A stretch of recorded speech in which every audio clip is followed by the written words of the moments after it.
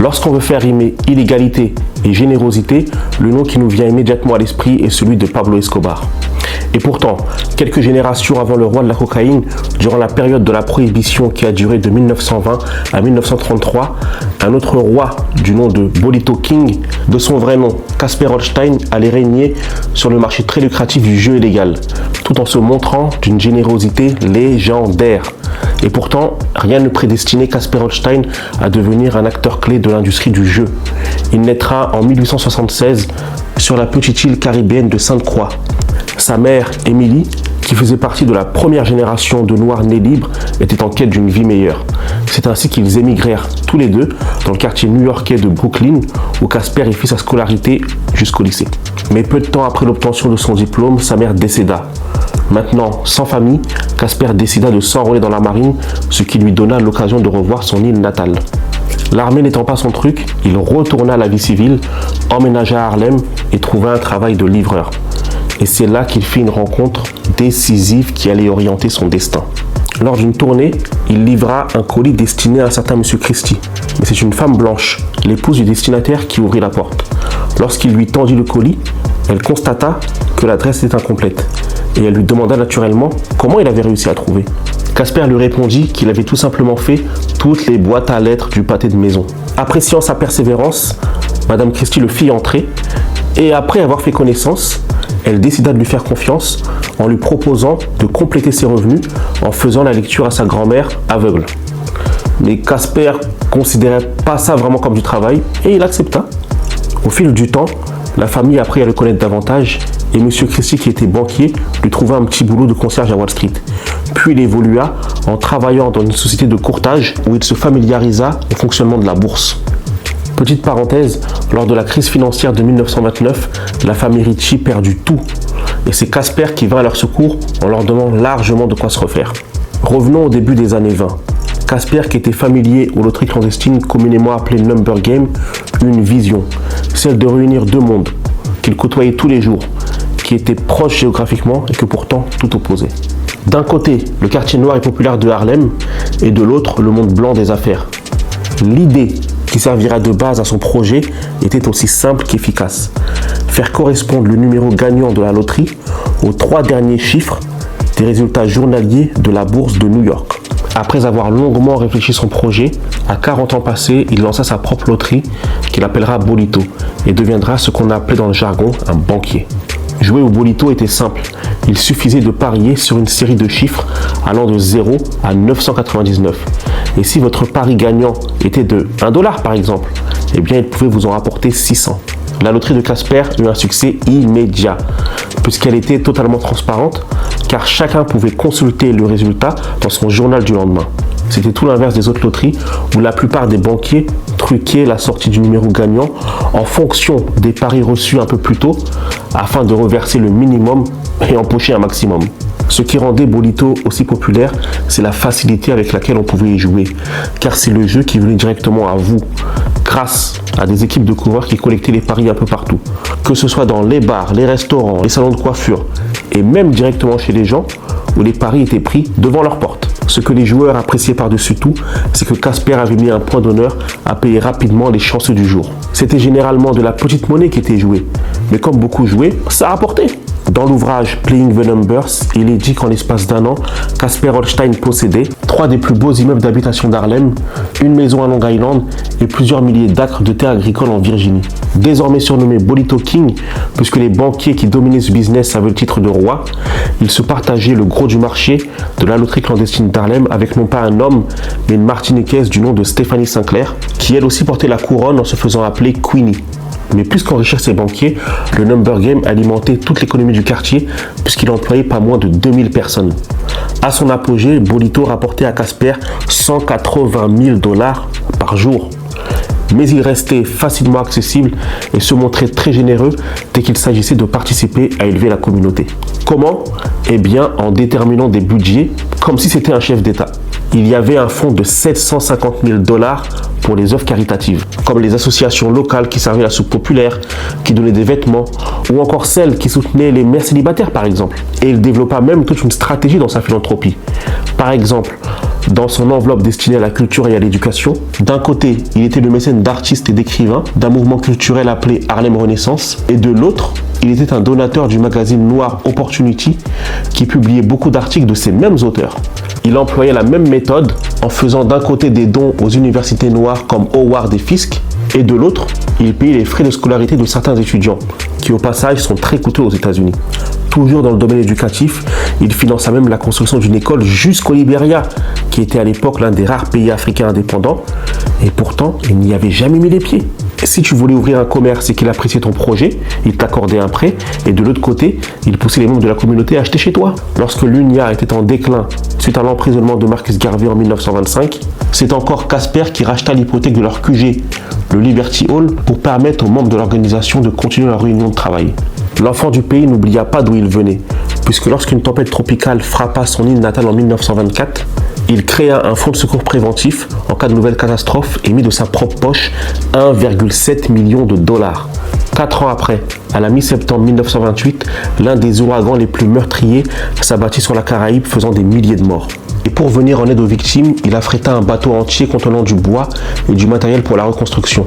Et pour donner du lait aux plus démunis, il fit construire une laiterie qui lui coûtera presque 2 millions de dollars.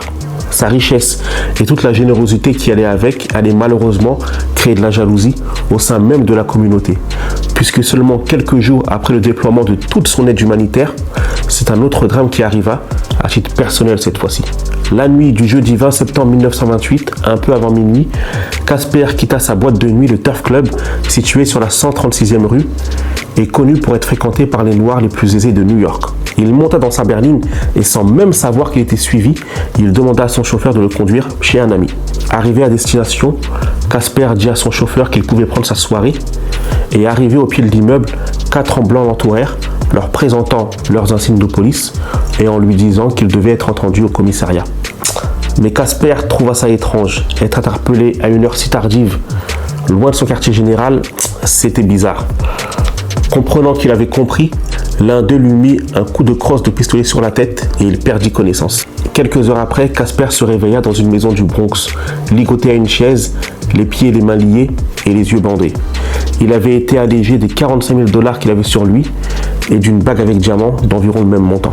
Le vendredi après-midi, les kidnappeurs téléphonèrent au Turf Club et demandèrent une rançon de 50 000 dollars de l'époque, ce qui correspond à 750 000 dollars d'aujourd'hui.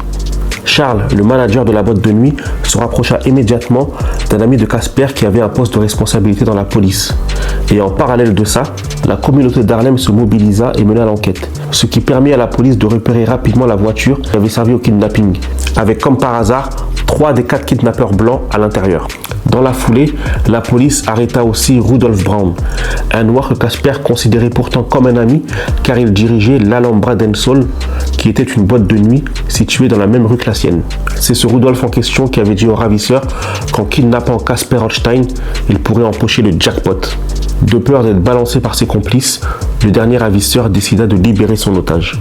Lundi, vers 2 h du matin, Casper fut jeté d'une voiture avec 45 dollars pour qu'il ait de quoi prendre un taxi. Lorsque Casper foula les pieds de sa boîte de nuit, je te laisse imaginer quelle ne fut pas la surprise et surtout le soulagement de ses proches qu'il avait cherché 3 jours durant.